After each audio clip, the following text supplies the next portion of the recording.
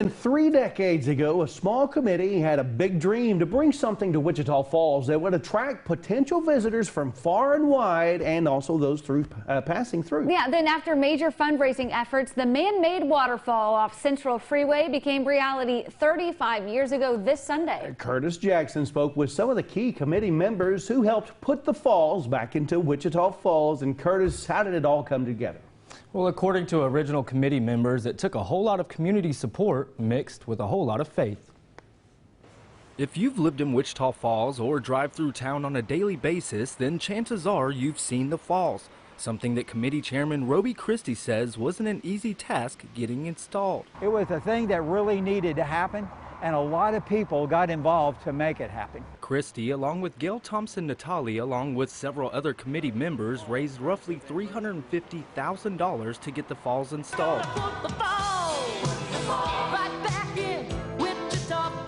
A music video even helped push the falls campaign. But on the day of the big reveal, and with Willard Scott there and the Today Show, along with our own Skip McBride, there were a few kinks in the hose. The pumps that drive the water up over the top of the falls, they can't run if they get too deep.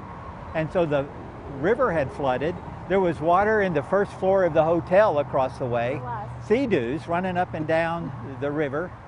And the fire department came and hooked up to a fire hydrant up there, and for that first day, it was fire department water that was going over the falls. And 35 years later, the falls are still going strong, something that Christie says has had a lasting impact on the community. The falls was a great catalyst for a lot of things.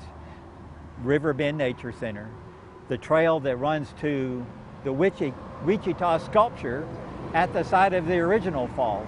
Then it just kept on moving into downtown, and then now circling the town. And it all started here with a desire to bring this nameplate back to our community. Christie says the falls wouldn't have happened if it weren't for the tremendous community support. 60,000 people put their money on the line to help make this happen.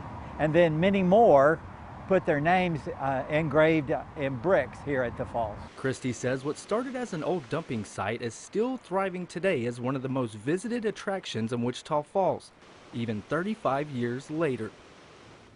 Now, the falls opened back in 1987 after initially being set to open the year before. Now, that happened during the second ever Falls Fest, which at the time was called the 2 biggest turn-ons in Texas. 2 biggest turn-ons. Oh, it was such a big deal when they turned that on. That's so for neat. Sure. And something for people, Texomans, Wichitans especially, to be proud of. I have to admit, I've never walked out there. I've passed by 1,000,000 times. Oh, it's peaceful. It's so nice. You just sit down and you really think. If you haven't done it, you should come over to Wichita Falls if you're outside of the area and check it out, or outside of Wichita Falls city limits anyway. Curtis, thanks so much. That was a great story. It was. Well,